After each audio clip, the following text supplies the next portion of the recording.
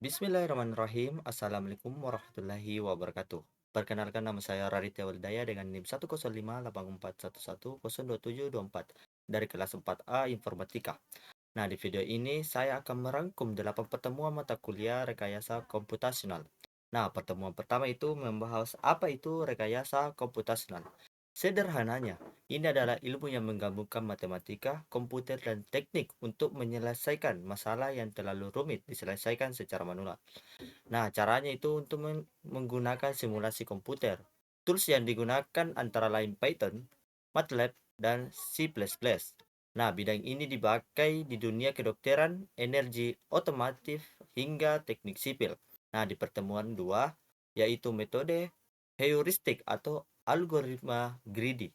Nah, algoritma greedy ini pada knapset problem, greedy artinya rakus, yaitu selalu memilih pilihan terbaik saat itu juga tanpa melihat ke depan. Contohnya itu kita punya box kapasitas 30 kg dan 3 barang dengan berat dan nilai berbeda. Nah, ada 3 strategi pemilihan berdasarkan nilai terbesar, terkecil, dan rasio nilai terberat.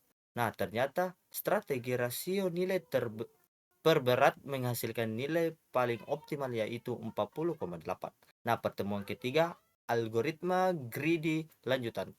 Nah, pertemuan ketiga ini masih tentang greedy, tapi diterapkan pada activity selection problem. Nah, masalahnya kita punya satu ruangan pada banyak kegiatan dengan jadwal berbeda. Nah, tujuannya itu memilih kegiatan sebanyak mungkin tanpa bentrok. Nah, trik greedy-nya ini selalu pilih kegiatan yang selalu paling cepat. Pertemuan keempat, algoritma graf atau Kruskal dan Dijkstra. Nah, algoritma graf ada dua algoritma yang dipelajari. Algoritma Kruskal yang digunakan untuk menghubungkan semua titik dengan jalur berbobot terkecil tanpa membentuk lingkaran. Yang kedua, algoritma Dijkstra yang mencari rute terpendek dari satu titik ke titik lainnya. Bayangkan seperti aplikasi Maps yang mencari jalan tercepat dari titik A ke titik B. Nah, pertemuan kelima, simulasi Monte Carlo. Simulasi Monte Carlo pada model antrian MM1, yaitu antrian dengan satu pelayan. Bayangkan sebuah bank dengan satu kasir. Jika rata-rata 12 nasabah datang per jam dan kasir bisa melayani 15 nasabah per jam, maka kasir sibuk 80% waktu kerjanya. Rata-rata nasabah harus menunggu 16 menit sebelum dilayani dan menghabiskan total 20 menit di bank. Yang pertemuan ke-6, simulasi Monte Carlo, model antrian MM1. Dengan data nasabah yang sama, hasilnya luar biasa berbeda. Tingkat kesibukan turun dari 80% menjadi 40%. Waktu tunggu antrian yang tadinya 16 menit turun drastis menjadi hanya 0,76 menit. Kesimpulannya, menambah satu kasir saja bisa memangkas waktu tunggu nasabah hingga 95%. Pertemuan ketujuh, Particle Swarm Optimization atau PSO. Algoritma ini terinspirasi dari kawanan burung yang mencari makanan bersama-sama. Setiap partikel bergerak mencari solusi terbaik berdasarkan pengalaman dirinya sendiri dan informasi dari kawanan.